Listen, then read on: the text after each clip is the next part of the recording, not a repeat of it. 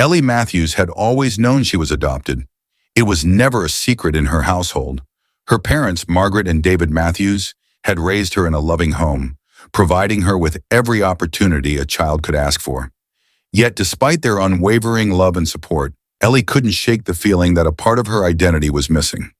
It wasn't a lack of gratitude toward her adoptive parents, who had been nothing short of amazing, but there was a void. It was as if pieces of her life puzzle were still scattered, just waiting to be found. She knew where her life had begun, through adoption. But where had it started before that? Who had brought her into this world, and why had they chosen to let her go? As Ellie approached her 29th birthday, the questions that had quietly simmered in the back of her mind for years suddenly felt more urgent. It was a strange sensation, the realization that you're almost 3 decades into your life, and yet still don't fully understand where you come from. This wasn't about rejecting her adoptive family. This was about knowing herself, knowing her roots. So after much thought, she decided to take the first step. Her journey started with something small, a simple DNA test. It had become popular with people who wanted to explore their ancestry, and while Ellie wasn't expecting any miracles, she figured it might reveal something about her heritage. She swabbed the inside of her cheek, sealed the test kit, and sent it off, hoping it would offer some kind of clue. In the meantime, she requested access to her adoption records, a process she knew could take time. Ellie's adoption had been a closed one, meaning she had no information about her biological parents. But with changing laws and greater access to data, she hoped the agency might release some details. Weeks passed. She checked her phone obsessively, waiting for an email or a notification. When the DNA results finally came in, Ellie sat staring at the screen for a long time, unsure of what she was hoping to find. What if she found no close relatives? What if the results left her with more questions than answers? The results themselves weren't revolutionary, but it showed her heritage. Irish on her mother's side, some Eastern European roots on her father's. But the part that intrigued her was a list of distant relatives. No direct matches with her birth parents, but there were second and third cousins scattered across the database. She reached out to one of the cousins listed, a man named Adam who lived in the Midwest. Adam didn't know much about his extended family, but after exchanging a few messages, he mentioned a branch of the family that had once lived near Ellie's town. That small piece of information gave Ellie a sliver of hope. In the meantime, her adoption records arrived in the mail. She opened the envelope with trembling hands, her heart pounding. Inside was a single page. Minimal details, but they were more than Ellie had ever known about herself. Her biological mother was Sarah Donovan, and her father was Andrew Mitchell. There was no contact information, no life updates, just those 2 names. But seeing them in black and white was enough to make Ellie feel like the earth had shifted beneath her feet. She now had a tangible connection to the people who had given her life. The first name she searched was Sarah Donovan. After hours of scouring social media and public records, she found her. Sarah's last name was different now. She was Sarah Larson, married and living only a few hours away.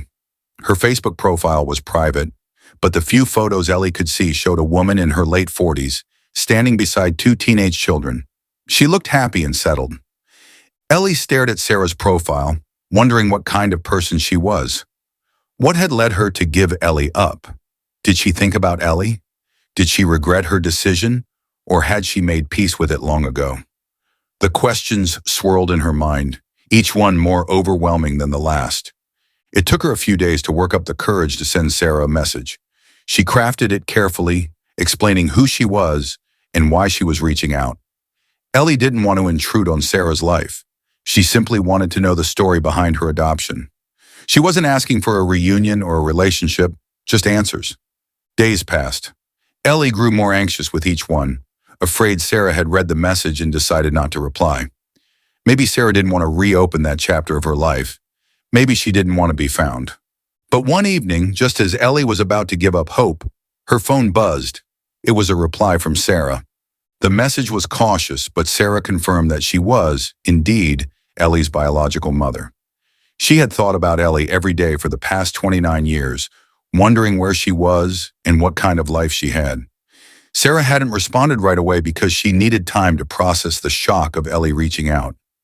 She asked if Ellie would be willing to meet in person. They arranged to meet at a small cafe, neutral territory for both of them. Ellie was nervous, unsure of what she would find. Would Sarah be open to sharing everything, or would she keep parts of the past buried? Would Ellie feel a connection, or would this encounter only lead to more questions? When Sarah walked in, Ellie recognized her immediately. Despite the years that had passed, there was something familiar about her, something in the way she smiled, the way she moved. They exchanged pleasantries, both of them cautious, as if afraid to dive into the heavy conversation they both knew was coming. Finally, Ellie asked, "Why did you give me up?" Sarah looked down at her coffee cup, her expression pained. "It wasn't because I didn't love you," she began, her voice trembling. "It was because I couldn't take care of you." Sarah explained that when she became pregnant with Ellie, she was in her early 20s and deeply in love with Andrew, Ellie's biological father. But their relationship was anything but stable. Andrew was charming but unreliable, always chasing big dreams that never materialized. He had trouble holding down a job and often found himself on the wrong side of the law, though nothing serious, just small-time offenses. By the time Sarah found out she was pregnant, things between her and Andrew had already started to unravel. Andrew was adamant that they couldn't raise a child in their situation. He pressured Sarah to give Ellie up, saying it was for the best. At the time, Sarah was scared, broke, and unsure of her own future. She believed Andrew when he said they couldn't do it. She convinced herself that adoption was the right choice, not because she didn't want Ellie, but because she wanted Ellie to have a better life than she could provide. Ellie felt tears prick at her eyes as she listened to Sarah's story. It wasn't the rejection she had feared. Sarah hadn't abandoned her out of indifference or selfishness. She had done it out of fear and love, believing it was the only way to give Ellie a future. "And Andrew," Ellie asked, her curiosity about her birth father growing. "What happened to him?" Sarah's face darkened at the mention of his name. "Andrew. He didn't handle things well after the adoption. He fell deeper into trouble. Drugs, mostly. We broke up not long after, and a few years later he was arrested for possession. He died a few years ago from overdose." Ellie felt a wave of sadness wash over her.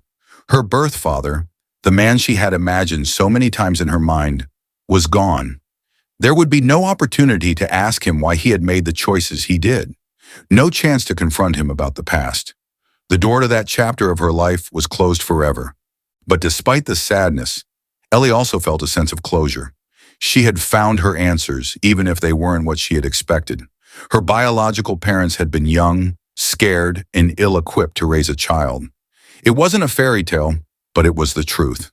And the truth, Ellie realized, was what she had been searching for all along. Over the next few months, Ellie and Sarah met a few more times. Their relationship was complicated. How could it not be? But there was a quiet understanding between them. Sarah had done what she thought was right at the time, and Ellie had grown up in a loving home because of that decision.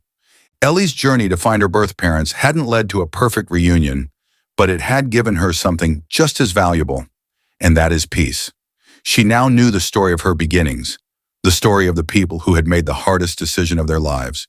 And in that story, Ellie found a sense of closure she hadn't known she needed. Thank you for joining me on Ellie's journey. This story shows us that life's answers aren't always easy or wrapped in perfect packages. Sometimes the truths we uncover are messy, painful, and complicated, but they help us understand who we are. Ellie's story isn't about finding perfection.